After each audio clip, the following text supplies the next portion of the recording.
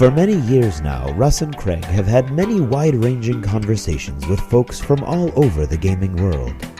This is one of those conversations. D6G, the Lost Chapter. So, I can't get enough of these stupid croissant chocolate-filled donuts now.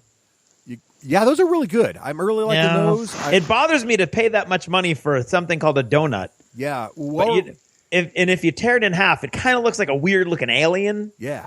So, speaking of weird-looking aliens. I love aliens. Look at that. Jeff, how are you doing? Jeff is the designer of Battlestations Who Would Win, Lifeboat, and many others. Jeff, what are you doing here in Dunkin' Donuts? What are you enjoying? I wanted to get a cinnamon roll, but they said I had to get a coffee roll. Which I don't like coffee. I actually hate coffee. I love the smell. Right. But they said it's not really a coffee roll. It's just what they call it because people usually have it with coffee. That's right. That's correct. That's true. Yes. So you just got like an entire Dunkin' Donuts indoctrination with that one order. Right. And they're big. Those cinnamon rolls will last you for breakfast and lunch if you're not careful. They're pretty good size. Oh, They are. And they're solid. They are solid. This is an intriguing bit of Dunkin' Donuts time and space twisting. Because where is this Dunkin' Donuts that we're in? Well, part of it's in my end's in Las Vegas, and that's what I was thinking. Right. Who even knew there was a Dunkin' Donuts in Las Vegas, and yet now there's a wormhole stretching between New Hampshire and Las Vegas, and there's a Dunkin' Donuts at the other end that's gently teaching people the difference between coffee rolls and cinnamon buns. So, Jeff, I'm going to guess. I'm going to guess if you're in Vegas right now, it's probably because it's March and you're at the Gamma trade show. Is that correct? You are correct, sir. So let me ask you this, because I'm always interested in some of the themes that are coming out in gaming, but not sort of like, anybody can make a game themed after, some crazy exciting topic like pirates, ninjas, or zombies. Right. Or Vikings. What are you seeing for game themes out there that are like a little more mundane? Are mundane themes like trading in the Mediterranean or farming, or are those kind of things making a comeback? I think really if you do the theme right, if you do the mechanics right, then the game will really, really sing. And I'm speaking, of course, of Agricola, which is a game about subsistence farming in the Middle Ages. And if you would have told me 10 years ago, you're going to love that, that's going to be the thing you're going to want to do, I would have said, no, shut up, give me my blast pistol and my magic sword. Right. But in Agricola, I've had more, not to bag on Arkham Horror, but when you're playing Arkham Horror, it's supposed to be the threat of doom of what's going to happen to you. Right. But it pales in comparison to, oh my God, my family's going to starve. and you get that at the end of every round in Agricola. So you're saying And Maslow's so, hierarchy of needs is really functional in this game, this whole game theme thing. It starts to hit you're feeding that family. That's excellent. So right, absolutely. So you're saying, and what are the mechanics in sort of Agricola that makes it? But is it the theme that's capturing you there, or is it really that there's some really good tight mechanics in Agricola that make you think? Yeah, it's the tight mechanics that tie it in, because when you take the action to plow a field, you take one of the spaces in your board and put a little field on it. Mm-hmm. And when you take an action to sow grain, you take a grain unit from your supply and put it on the field, and then put more from the supply on it to represent what you harvest later. And then during harvest, guess what? You harvest grain off your field. So it's all of that stuff is so simple and it's intuitive. So it makes me feel like I'm farming, but it doesn't feel like I'm farming in the way that I feel like I'm actually scratching in the dirt. Right. But it abstracts it in a way that you can enjoy and say, okay, good, I've got this plan going. And because of Agricola's complex victory point system, where you're trying to get all these different kinds of animals and grow your family and build your house and all these things, you've got all these things to worry about, and then the underlying current is getting enough food for your family every turn. And it feels tense. And I have won games of Agricola where I'm sweating at the end and feeling like I lost, and it's harder on me than losing a game of Arkham Horror or something. Interesting, because you just like the evil bad guys won. Yeah, that's really interesting. I hadn't really thought about Agricola in that way, like you're fighting for your family's survival. Craig, have you ever gotten that feeling in Agricola, like you're winning for your children? Yeah, I've never played Agricola. Oh, good point. Yeah, I was off with my magic sword and my blaster pistol. Yes. So Craig and I differ on this issue a little bit. So I don't necessarily. We did used to differ. No, not on Agricola. No. Okay. I don't like Agricola, but I don't like Agricola for the theme. I have issues with Agricola on some of the mechanics and the components. So like, I actually don't like that I have to read all those cards. I find that like like you know what I mean. But because there are some games I do enjoy where the themes are, like gem trading or like Splendor, right? Like Splendor, that's a great game. But you're trading gems, right? How exciting is that topic? I brought that home to my family and I thought it would be a little thing we would try a couple of times. And we have played it 50 times, but I really expected to get tired of it. Okay, I probably wouldn't play it as much if it weren't for the fact that my wife and kids are into it, and so that's a place where we can meet. But it really is a tight little game. And you're right. You're trading gems. You could just as easily be trading spices in the Mediterranean, but because the mechanics work so well, they're not as intuitive as Agricola. So I would put it, an order of magnitude lower on my awesomeness scale. But it's still a tight little game. It's interesting because like Agricola, though, it's interesting to me what you caught in Agricola and you liked. So. You actually went to a place where you made Agricola into a story game in your head, right? Where your family's fighting for survival. When I play Agricola, I don't actually see that. I just see the mechanics, and it's just a different kind of. Ooh, that was interesting. What was that noise? Oh, that's somebody. That's somebody at the Gamma Trade Show texting me about the game that I was just about to talk about. Ooh, cool! What game was that? Grizzled, the game of World War I soldiers, a troop of World War I soldiers. And I just played it last night, so I probably shouldn't talk about it now because I'm so stoked on it that I'm going to overblow it. No, you got to share. Share. What's Grizzled? Then Grizzled sounds like a good theme if you're talking World War I soldiers. Well, here's what's really interesting about it. It's a cooperative, and each of the players is a soldier in the trenches in World War I. Yes, you're trying to get through this deck of trials, and if you and you're working together. You each play cards, and if you get a set of 3 of the bad things, then you lose that mission. And you're trying to win enough missions to get through the stack. Right. The bad things are stuff like night and cold and rain and gas masks and artillery fire and assault, which is when they blow the whistle and you go up over the wall and have to shoot people. Right. But the 2 things, one, the game's mechanics are really tight. It works great. But second, and even better, is that the theme of it is not, hey, let's be soldiers and go kill a bunch of Germans and win the game. The theme is, we're soldiers, conscripted into this fight. Let's try to keep our heads together because war is miserable. And so the assault is actually represented by a whistle. So there's never a time where you say, I'm going to play my gun card and kill 2 more Germans. I'm going to throw my grenade at this bunch. Right. It's all about you still have the sense, this foreboding because we say, oh, no, there's 2 gas mask images out there on the field. If we play another gas mask, then we're screwed. Don't play that trap card because if you do, you might get another gas mask. So there's the tension of we can lose, but it's not about we're going to go marauding. Got it. Now, that game has that game been around for a little while? I think it's been out for at least a year. Yeah, because I think we were just talking about a group of people who've been playing that regularly, finding it very difficult, but really determined to succeed at that game. They love it. Yeah. I found it difficult too. We played 3 times so far just since last night, and the third one today we had to leave because some of the people had to go run their stupid booths at the Gamma Trade Show, which bothered me. Right.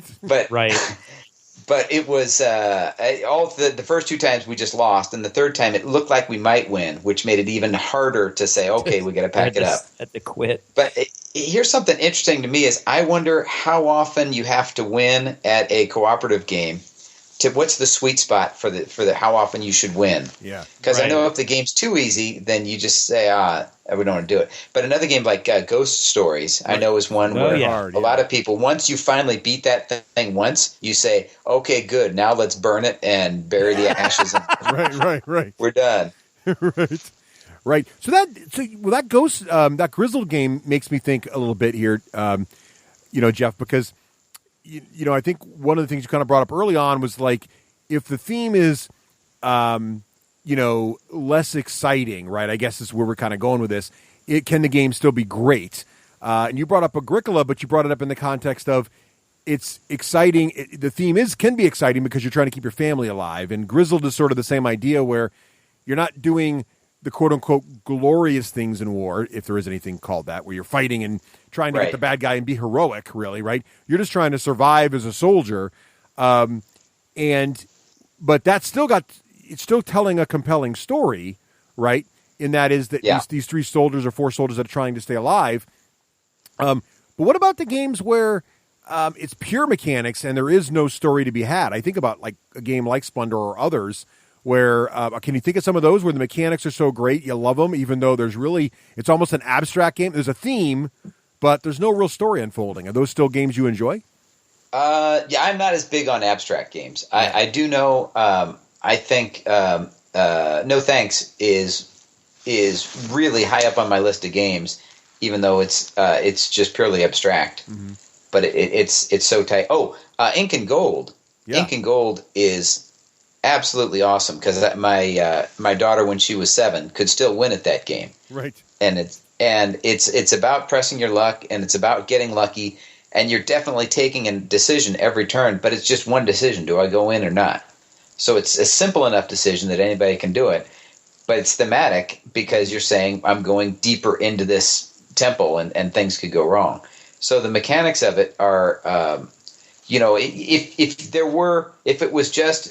the game were instead get more points, you're going to get more points or not, it wouldn't be nearly as much fun because you feel like I'm risking something by going into this dungeon as opposed to, am I going to get more points or not? Right. And obviously, of course, you do get more points if you go in and you don't get eaten by the giant snake or whatever. Yeah. So the thing that makes a game fun is both how you feel about it and how challenging it is to your puzzle mind. Mm-hmm. And I always say that role-playing games, a lot of what's going on in the rules of role-playing games is math and numbers to distract your left brain so that your right brain can have fun and be the king of France. Right. That's a great way to put that. I'd say there's one other thing I want to throw into this mix because there are a couple of these games that Craig Knight likes that have really no theme. Uh-huh. And I would say one of them, Craig, what do you think about Perudo?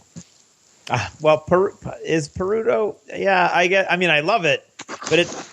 I guess so. We're that it has no theme, but it's not like an uninteresting theme. It has no theme. It's like poker. But the magic there, not that I don't know what Perudo is because I of course I'm on the pro circuit for Perudo. But for our listeners, can you explain what Perudo is? Craig, since this is one of your passions, why don't you tell? I haven't played Perudo in like 2 years. No, but you were Perudo is it's a dice bluffing game where everybody has a dice cup with, I think you start with 5 or 6 dice in it, and you all rattle your cups and you slam them down upside down, and then you look at your dice, and you're basically bidding on how many of a particular number you think there are total on the whole board.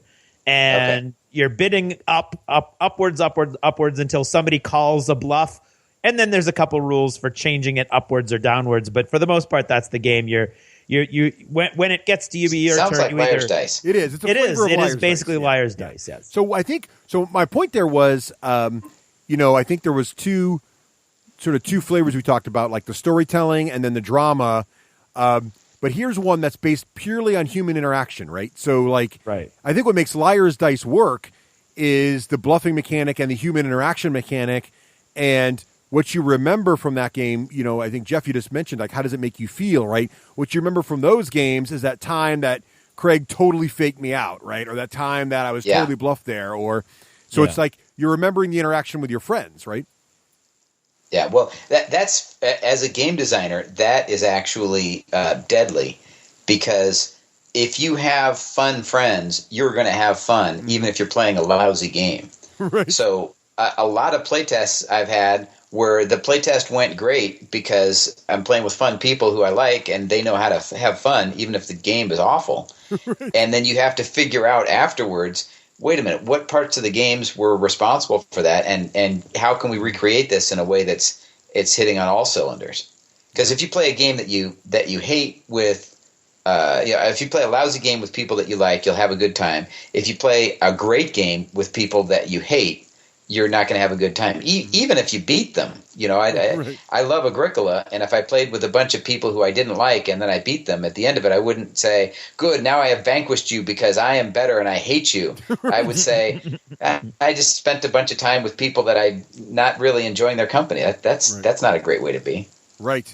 That's a good point. I'd really thought about that before, Jeff. So I think that's an interesting point from a game design point of view, which is I think the magic of some of those games is, and I like some of these games. I use them at work sometimes because, if you're thinking about, it's not so much, they call it team building, but I don't think of it that way. I think of more of like getting to know people, right? So if you've got a bunch of people who have only known certain aspects of each other from a certain point of view, like because they work together and they interface with each other in a certain way at work, and now you can get them into a situation where they're doing something completely different. You get to know more about them. And so a game like Liar's Dice or something else all of a sudden gets conversation going and things moving in a way that breaks down those social barriers a little bit. Werewolf does that too pretty well, although you could argue Werewolf is a storytelling game. But but games like that, I think, that are pretty interesting. So I just thought there was a third area there. But now you got me thinking about the whole, as a game designer point of view, is it the game that does that, or is it the people that do that? It's interesting. Yeah, and for role playing games, you pretty much have to double the value of the human interaction. Mm-hmm. Right. That any role playing game, the three of us right now could make up a lame role playing game and have fun with it because we're just having fun. Right. But and ideally, I think as a game designer, you want to make a game that is so tight that people say, can we just play this? Can I play it by myself because I'm really interested in how all the puzzle works? But then also to practice it so that when I play with you guys, then, whether it's competitive or cooperative or whatever, it adds in the extra element of I get to say, look at me, I just totally broke down that wall, or I just totally launched that starship, or, right. I've got my mojo going and seeing also what you guys bring to the table. Yeah. That you just made me think, Jeff, how do you play test for that? Like, for watching out for that kind of stuff, is the way to do it? I mean, do you have to sort of socially engineer playtest groups with people who don't know each other? Are conventions a good place for that, where you get a bunch of people who've never met each other before? Like I've had some really interesting role-playing experiences at conventions, trying new RPGs, and because it's new in the hotness, right? So the only way to play it is to sign up, and you end up at these tables with people you don't know. And I found it to be a very interesting experience role-playing with people you've never met before. Because you're engaging with people in a way that usually is not the first way you socially interact. And so it's a whole new experience. And I got to think, if you're trying to make a game that gets people out of their shell and has fun, like let's say you're trying to create the next Perudo or whatever, wouldn't that sort of be the ideal test case, or do you go back and forth? Like, how do you test for that? Ideally you'd want to have blind testing as early as you can to take out those other factors. But it's also useful for me to know my playtesters, and so I know that one of my buddies is just going to sit down, and he really wants to play Settlers. He loves Settlers, and he will play my other games because he's my friend and he's going to help me test them.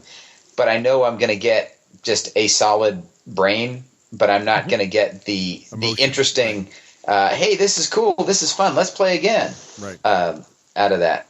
So knowing your group can be valuable, but certainly you want to get you want to see your game. Ideally, you'd want to be a fly on the wall in a room where they don't know that you're watching, and see what strangers do with it. And the stranger interaction in role playing is really an interesting phenomenon. It's like when you hitchhike.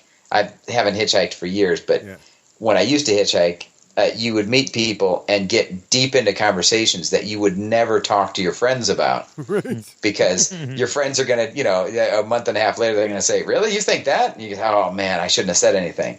But the anonymity, and you have that same thing at a convention, a role playing game. I'm never going to see this person again. So I can be this I don't know, the flaming caped marauder and just do whatever I want as this character, just to be that guy, and there's no consequences. Yeah, it's interesting. Werewolf at a convention with people you don't know is also pretty interesting as well. Yeah, that can be fun. That's going to be pretty interesting. So we're running a little out of time here, but I want to ask one more question. So what's the most mundane themed game you've played that you've really thoroughly enjoyed, Jeff? And now I'm going to ask Craig also. Oh, gosh. I should have. I think there's probably nothing more mundane than being a dirt farmer in the Middle Ages. You already picked that one. You got to pick another one. He's being a hard case. I am. Yeah, that is making it work. That is hard. I guess. How about the rail games? Ticket to Ride, you're just laying down track. All right. Yeah. And that's if somebody were to give me the job of laying down track, I would say, no, I want to quit. I want to go be a game designer. Right. That's sort of a rule of thumb. If the game's theme is less exciting than your day job, then it must have really good mechanics. Yeah, people are liking it. Really good mechanics. Right. Yeah. But Craig, what about you? Do you have one that's a mundane theme, but you actually really enjoy it because how it plays? I hate to ride coattails, but I like Ticket to Ride, and that is very mundane. Yeah, I'm going to jump on here and say you got to pick something new too. So there you go, work it. Okay, fine. How about medieval urban planning with Carcassonne? Okay. Oh, all right. That's okay, and that's pretty mundane. That is pretty mundane. By the way, Carcassonne, the Discovery, I think, is the best version of Carcassonne. I would agree. Actually. Yeah, I like that. Is that the one with the New World one, or? It's the one where you can place your workers or take them off each turn. You don't have anybody stuck in the field. Because the thing in the original Carcassonne where I have 3 guys in fields and you have 3 guys in fields, and then the other guy just wins because we're having this contest of fields. Right. Yep. No, so that's just a variant of the base game. Yeah. It's it's a new board. It's got different stuff on it, but essentially the same game. So mine is actually, I really enjoyed Vino. Have you guys played this one? No. It's making wine. So it's wine making, which I guess like drinking wine. Some people could say is exciting, but the one I want to try now. See, here's the thing. I kind of like trying the super mundane games just to see how they have made. So the new one going around right now, I forget the name of it. Jeff, you've probably seen it at Gamma, but it's the one where it's based on weaving. So the game is actually about weaving. About weaving? Which, yes. Oh, you know what I'm talking about? Have you seen, is it Vladich Patchwork? Yes, Patchwork. That's what I'm thinking of. Yes. Yes. It's about you're making a quilt and you're sewing these pieces on the quilt. Yes. I played that when I was in Taiwan, and it just can. Oh no, it wasn't Vladich Battle. It's Uwe Rosenberg. Right. It's that's right. Yes, that was Rafe. Rafe wants it, right? Because Rafe likes all of Rosenberg's stuff. Yeah. So what'd you think of it? Oh, okay. It's just brilliant. I don't usually like 2-player games. Yeah. But that one's just so tight, and the turn mechanics are interesting but simple, and you're essentially just laying down pieces on your Tetris board in front of you to complete the thing. So it's very simple but deep, and it's one of those things that I keep saying, I want to design something that's so cool like that and so simple and elegant and lovely, and it's just I just got to take my hat off to them. Yeah. So one of the things I've learned in my life as an engineer and product manager is that simple is extremely hard. Yeah. Very, very hard. So, well, Jeff, thank you so much for taking time out of your busy visit to Dunkin' Donuts here. between Yeah, the you went Gamma. you went in for a coffee roll, and you ended up staying for the Lost chapter. Right. Yes. So enjoy your coffee roll and enjoy your rest of your time at Gamma, and we'll catch you in about a week or so here on the main show. Yeah, it sounds like All you're right, due thank you, for a gentlemen. game of Grizzled. Yes, I think it's grizzled time. I am. All right, Jeff. Good luck. Take care.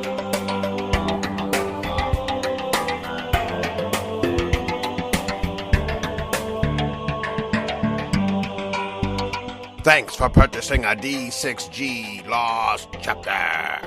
Supporting the show helps it grow.